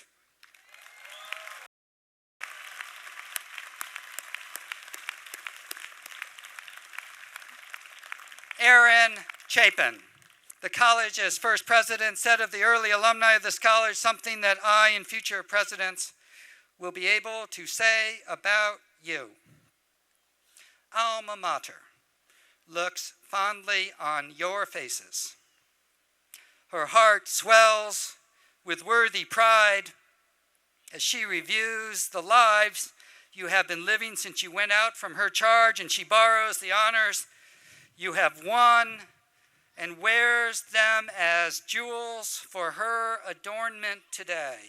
Your presence fills her heart with gladness and her face with smiles.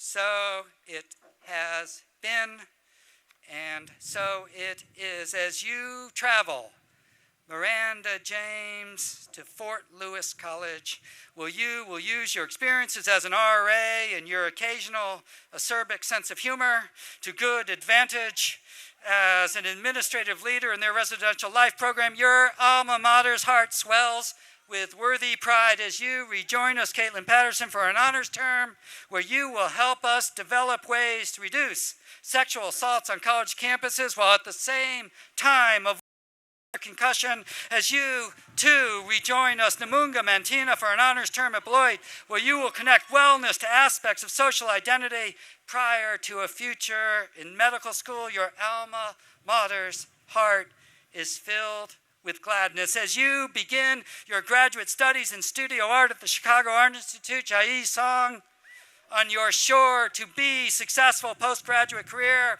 the Bierman House has a wall completely free for your art yet to be completed.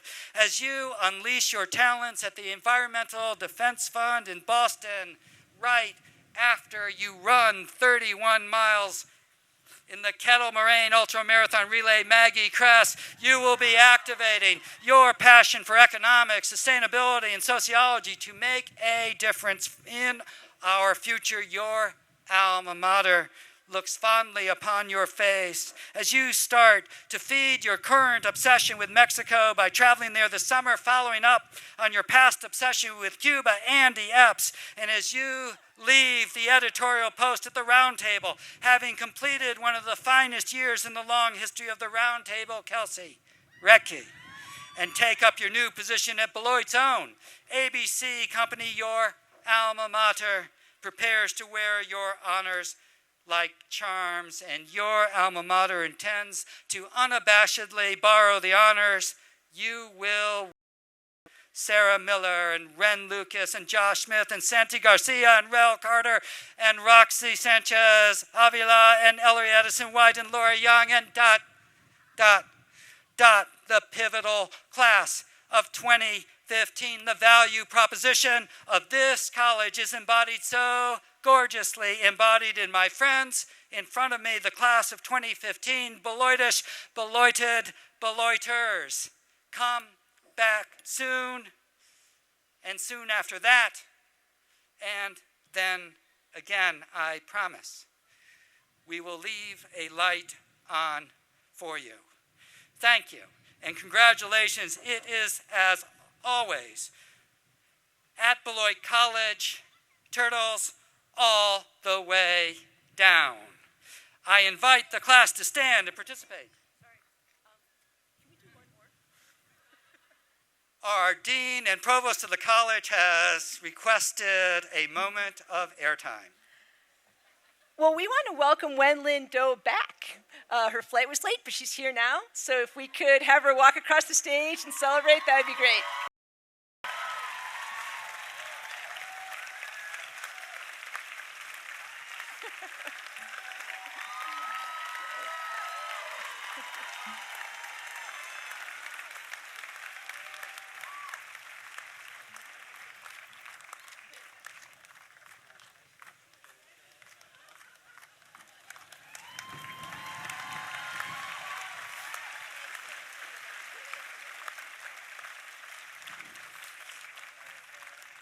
I invite this class to stand and participate in one last Beloit tradition. The faculty and staff will follow the platform party out in the recessional. They will then create one last gauntlet through which you must pass. After that, please join us on this beautiful afternoon for lunch on the lawn behind Eaton Chapel. Thank you all for being here. Enjoy the afternoon. Safe travels home.